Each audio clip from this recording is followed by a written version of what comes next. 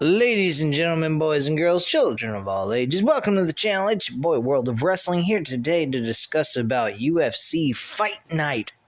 Max Holloway versus Jung Chan Sung, aka Korean Zombie, as the main event, and we're gonna just discuss about the actual main card. The rest of it I'm not going to go over because that is way too much shit to actually cover in one video, and to sit through that entire event and watch the prelims is way too fucking much.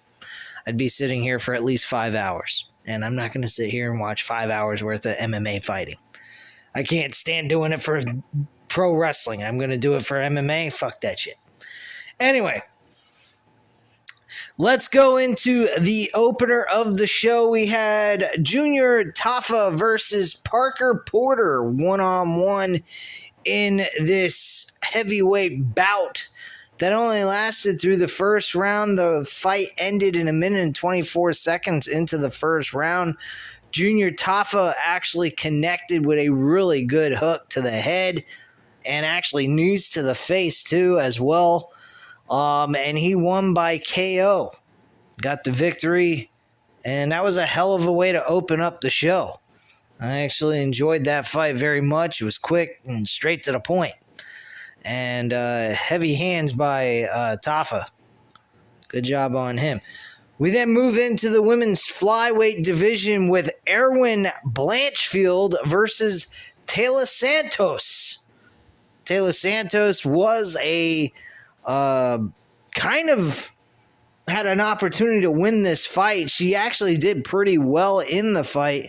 Based on the way the fight went, you kind of could say that Santos won the fight, but they actually gave it to Erwin Blanchfield by 1 round. All 3 judges gave it 29-28 to Erwin Blanchfield. That went to a decision.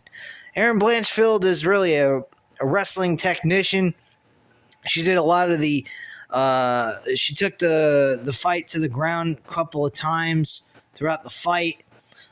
She did try to stand up and box with Taylor Santos, but when it came to the stand-up fighting game, Santos really had her number. I think that's why, by the viewer's standpoint, I guess you could say that Santos won this fight because she really banged her face up pretty badly.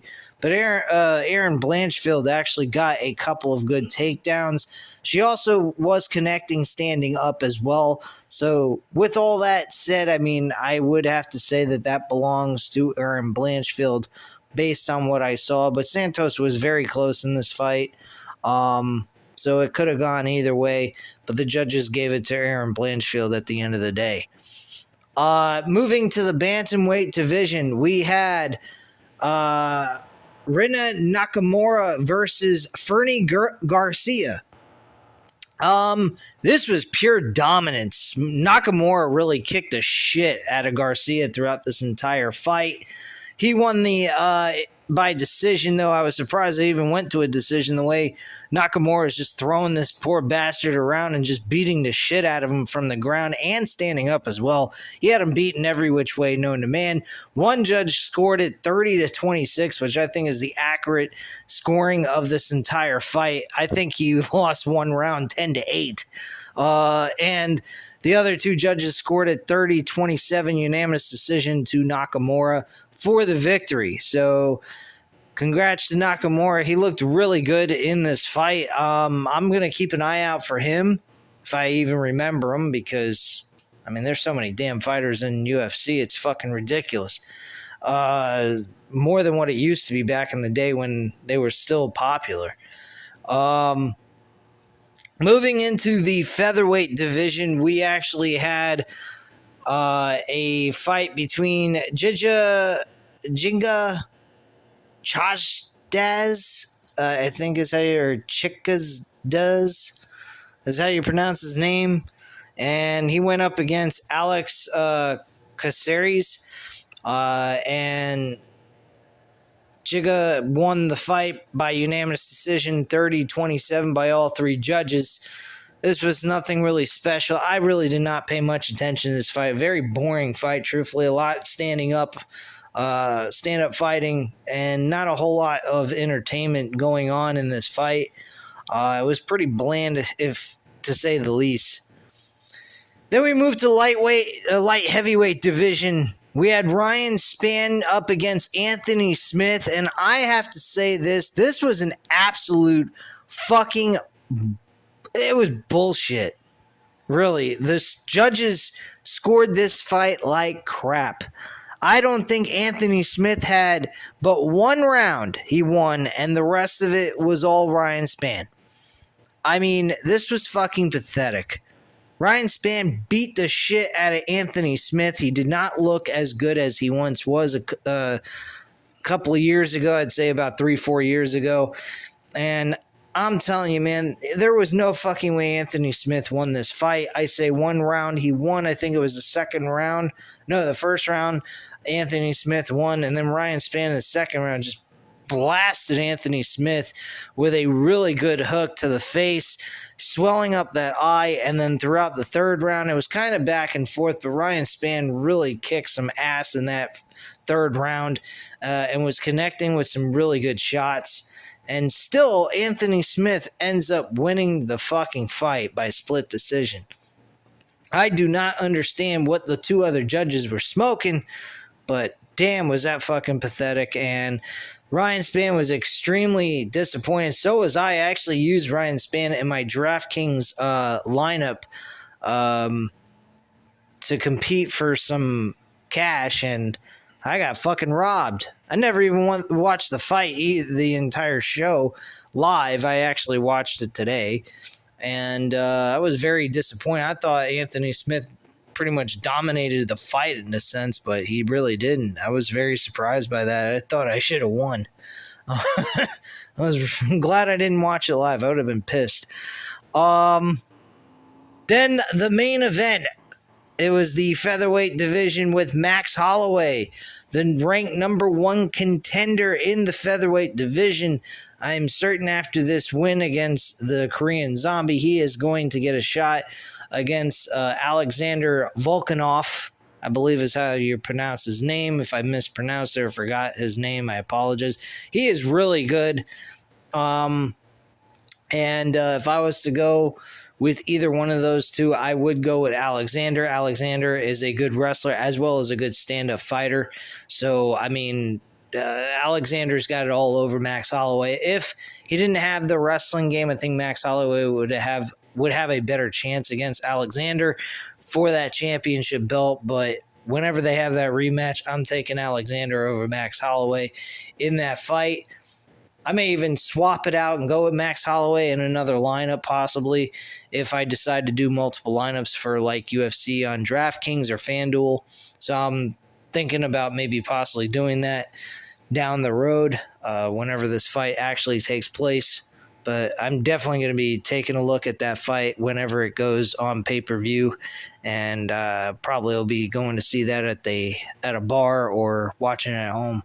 One of the two, because that's going to be a fucking huge fight. But Max Holloway walked away victorious in the third round with a KO shot. These two are exchanging punches like crazy in this third round. Even the first 2 rounds were pretty good too. And Max Holloway in the third round, he got rocked, and then he hit Korean Zombie with a fucking right hand shot to the face and dropped him like a bad habit straight on his face, hitting the canvas, and that was it, and the fight was over. KO, win by Max Holloway, and the Korean Zombie ends up retiring from this fight in his hometown of Singapore, I believe Singapore,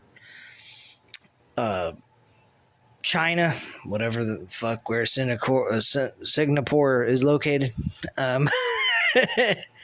Anyway, guys, that was pretty much the entire fight card. Some of the fights were pretty good. Some of the fights were very fucking boring. I did not particularly care for some of these fights.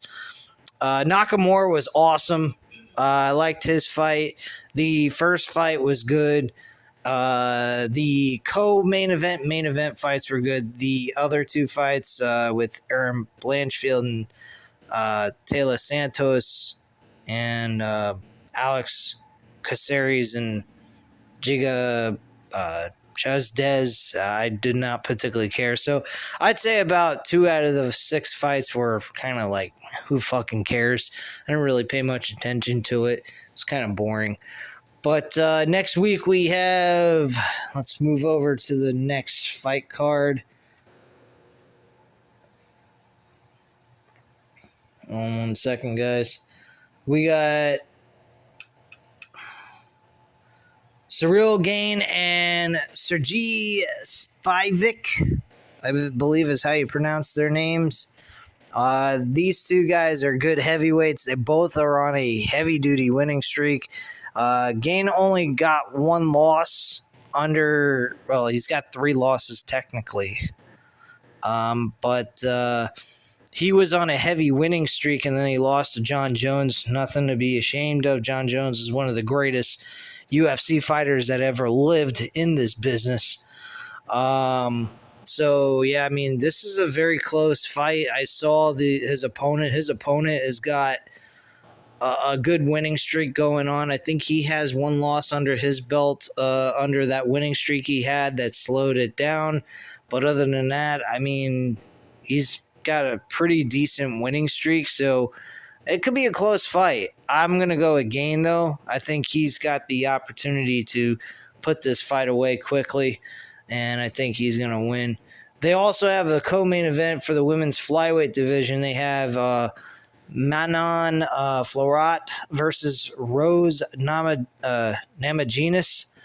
She's a former 2-time women's champion in her weight class. This could be a close fight too, but I'm going to go with the one with the momentum. That's Florat.